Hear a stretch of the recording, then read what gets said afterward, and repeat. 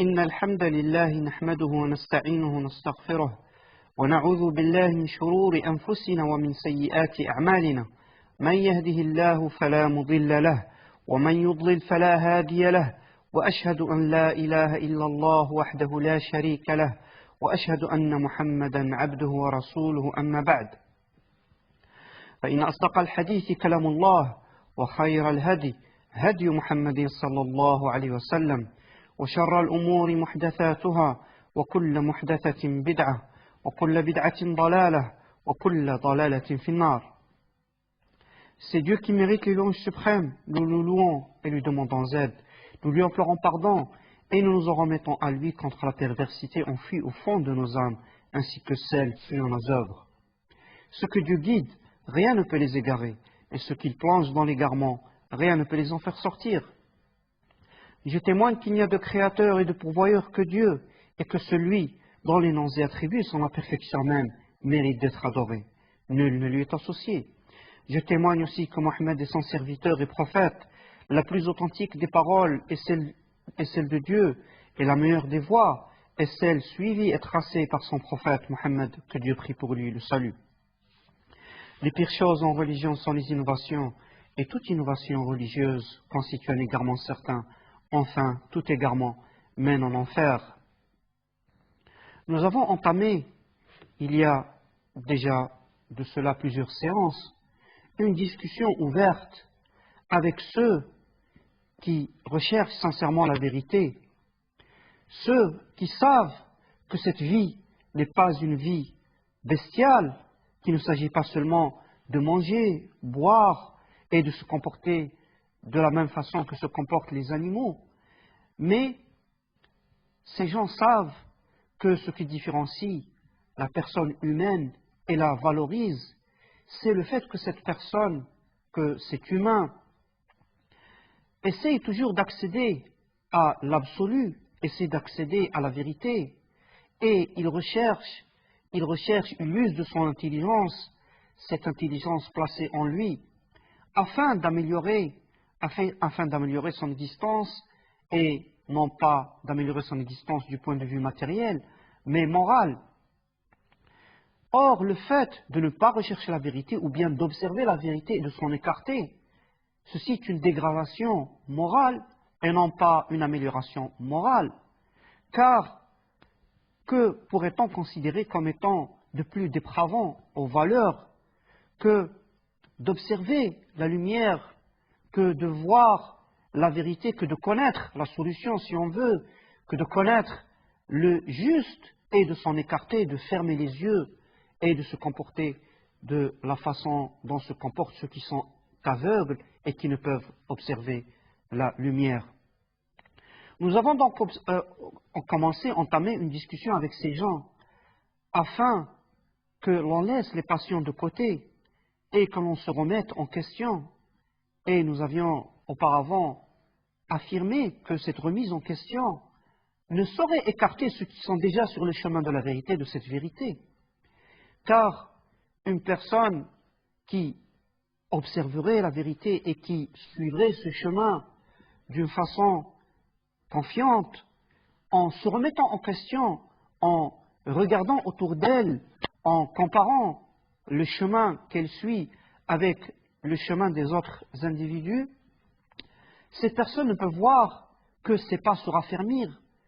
ses pas s'accélérer, sa marche s'accélérer, et son amour pour le chemin qu'elle suit se raffermir. Tandis que ceux qui sont égarés, qui ne sont pas sur le chemin de la vérité, ces gens vont peut-être alors observer le chemin de la vérité et se rendre compte qu'ils suivent une route qui va les mener à la perdition, une route qui va les égarer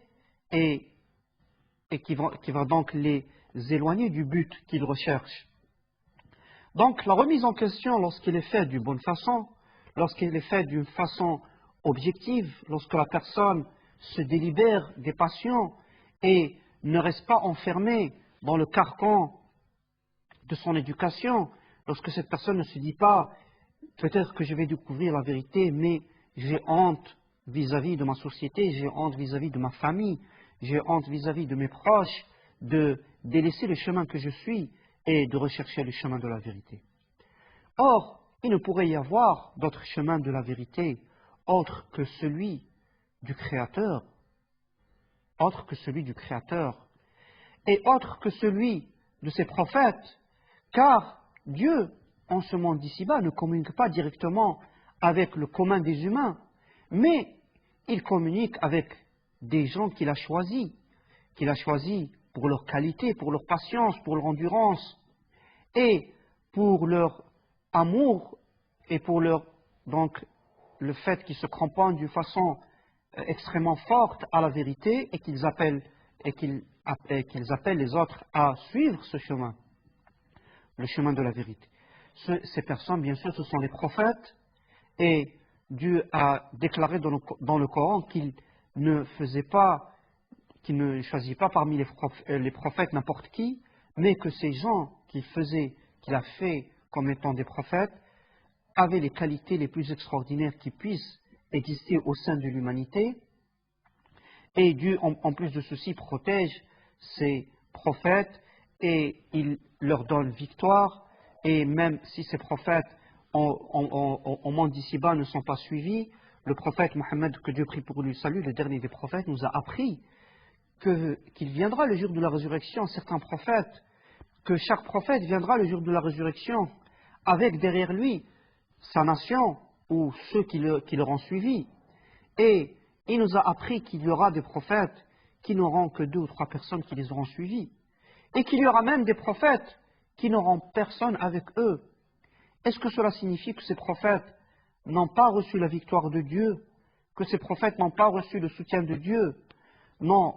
bien au contraire. Si ces prophètes ont été délaissés par les humains au monde d'ici-bas, Dieu leur donnera la victoire en fin de compte le jour de la résurrection,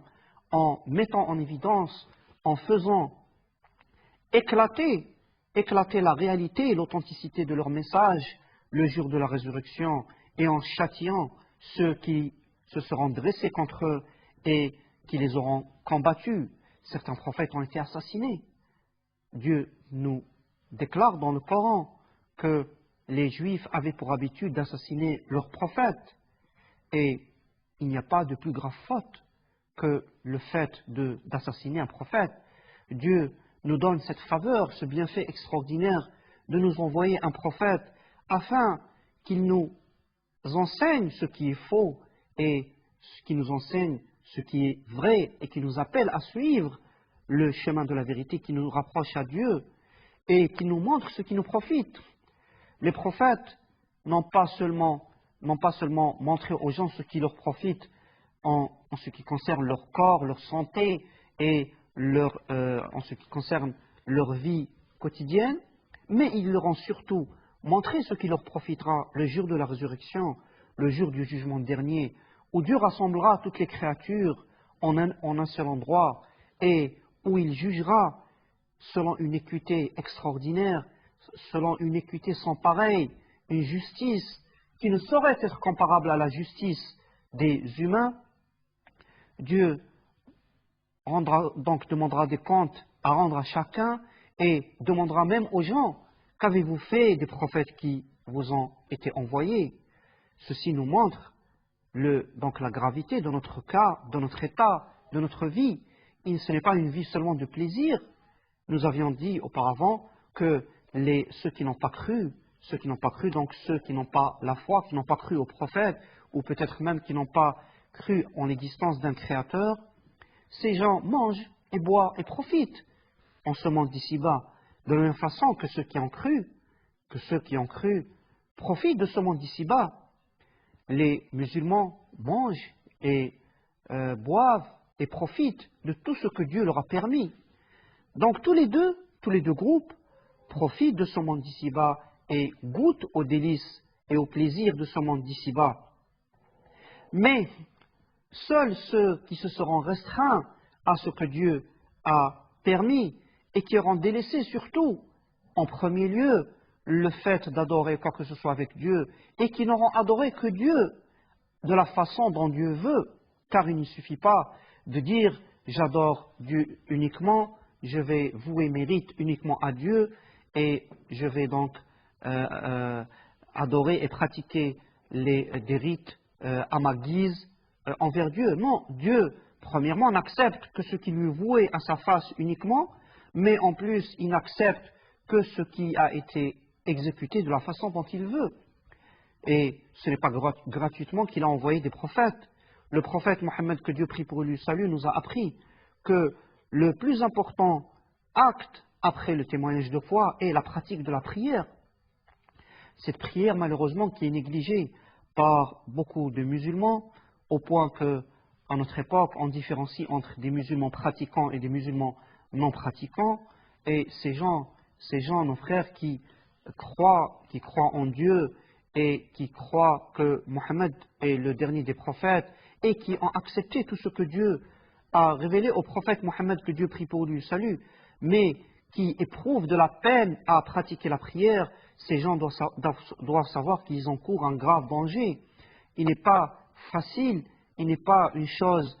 aisée d'abandonner la prière. Sachez que la prière est le pilier le plus important de la foi après le témoignage de foi. Et le prophète Mohammed, que Dieu prie pour lui le salut, a dit, la première chose au sujet de laquelle le croyant, le musulman aura des comptes à rendre est la prière, bien sûr après le témoignage de foi. Et si cette prière a été effectuée et effectuée d'une bonne façon, tous les actes de la personne seront en conséquence. Et si elle aura été mal effectuée, les actes aussi seront en conséquence. Ceci montre donc que la prière influe sur les actes de la personne. C'est-à-dire que si la personne effectue cette prière comme Dieu veut, non pas seulement les gestes de la prière, mais qu'elle se recueille de la façon dont Dieu veut, ce qui est appelé le khushu'. Si cette personne pratique cette prière pour la face de Dieu, et non pas afin que les gens autour d'elle disent cette personne est une personne pratiquante et la respecte, si cette personne donc effectue ceci pour la face de Dieu, et en plus de la façon dont le prophète Mohammed, que Dieu prie pour lui salut, a pratiqué cette prière, car l'imam al-Bukhari rapporte dans son recueil que le prophète Mohammed, que Dieu prie pour lui salut, a dit « Sallu kama ra'aytumuni usalli », c'est-à-dire prier de la façon dont vous me voyez prier. Il dit ceci en s'adressant aux compagnons. Ces compagnons ensuite ont rapporté, nous ont décrit en détail, ils nous ont détaillé la prière du prophète Mohammed, que Dieu prie pour lui salut, et le récit, le rapport nous sont parvenus jusqu'à notre époque, soit dans le recueil de Bukhari ou bien dans le recueil de Muslim. Il n'y a pas de livre de hadith qui n'est pas contenu, qui ne se soit pas intéressé d'une façon très importante à la description de la pratique de la prière faite par le prophète Mohammed, que Dieu prie pour lui salut. Si cette prière est donc effectuée selon ces conditions, elle influera automatiquement sur les actes de la personne. Dieu dit dans le Coran, la prière interdit, la pratique de la prière amène la personne, celle qui la pratique, à s'éloigner du vice et du mal. Et ceux qui prient et qui ne ressentent pas au fond d'eux-mêmes que leur prière les éloigne du vice et du mal, ces gens doivent revoir la façon avec laquelle ils pratiquent cette prière. Peut-être qu'ils ne se recueillent pas, peut-être qu'ils ne donnent pas leur cœur à la prière, peut-être même, malheureusement ceci existe, ils prient afin que les voisins, afin que leur famille, afin que les gens en général les respectent et disent d'eux qu'ils sont des personnes qui prient. Quelle est la solution à ceci? La solution à ceci, bien sûr, n'est pas d'abandonner la prière jusqu'à ce que l'on ait l'état d'âme requis, mais de corriger le recueillement, de corriger notre état donc dans la prière et d'essayer d'apprendre de quelle façon a prié le prophète Mohammed, que Dieu prie pour lui salut. Et parmi les ouvrages existants à notre époque, qui est le mieux qui est le mieux décrit cette prière du prophète Mohammed, que Dieu prie pour lui. Salut, nous pouvons décrire l'ouvrage du cheikh, du savant Al-Albani, qui s'appelle Sifat al-Salat. Ce livre a essayé de regrouper tous les textes authentiques qui décrivent en détail la prière du prophète Mohammed, que Dieu prie pour lui, salut, de son début jusqu'à la fin. Les gens donc qui vont pratiquer toutes les adorations que Dieu a donc enseignées à son prophète Mohammed, que Dieu prie pour lui, salut, car le prophète n'a rien pratiqué de lui-même, mais il a pratiqué à la lettre, il a appliqué à la lettre uniquement ce que Dieu lui a ordonné. Cette personne va ensuite, à l'instar de la prière, de la même façon que cette personne a pratiqué la prière, cette personne va appliquer cette règle d'or à toutes les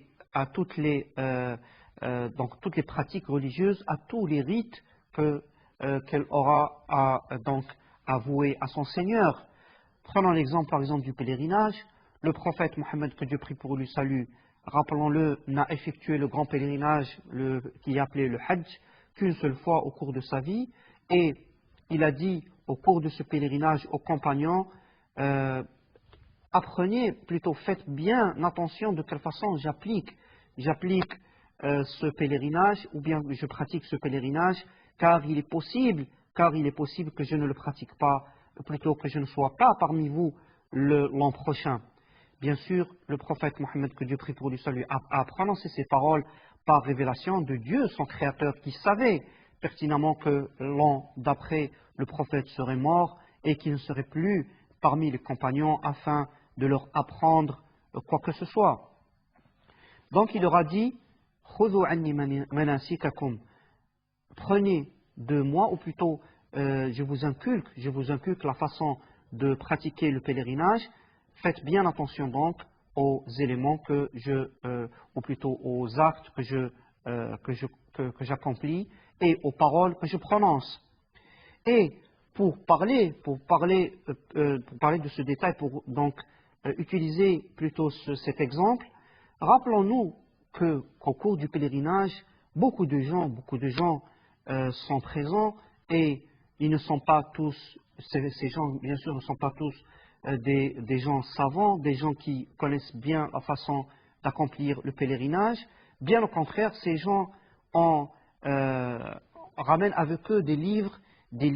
qui contiennent des invocations, des façons de pratiquer le pèlerinage, que l'on parle du grand pèlerinage, le Hajj, ou bien du petit pèlerinage, l'Umrah, des façons qui rendent en vérité très difficile l'adoration à Dieu. Et il est très possible que ce soit le diable qui pousse les gens à se charger de tels fardeaux, afin que toutes les adorations deviennent très difficiles, alors que la religion, ainsi qu'elle est, pas de la façon qu'elle aurait été modifiée par certains gens, mais la religion ainsi qu'elle a été révélée au prophète Mohammed, que Dieu prie pour lui, salut, est une chose facile à pratiquer. Et le pèlerinage en lui-même, pratiqué de la façon dont l'a pratiqué le prophète Mohammed, que Dieu prie pour lui, salut, se pratique d'une façon aisée. Mais en regardant la façon dont le pratiquent ces gens qui ramènent des livres, qui ramènent des façons extraordinaires de pratiquer le pèlerinage, ceci devient une chose très ardue. Ceci n'est qu'un exemple pour montrer le danger de l'éloignement de la voie tracée par les prophètes, et pour montrer l'aisance dans laquelle vit celui qui se conforme aux enseignements des prophètes, que Dieu prie pour eux et les salue. Nous verrons la suite de ces éléments au cours des prochaines séances, demandant à Dieu de nous enseigner ce que nous ignorons et de nous protéger jusqu'à ce rendez-vous. Wassalamu alaikum wa rahmatullahi wa barakatuh.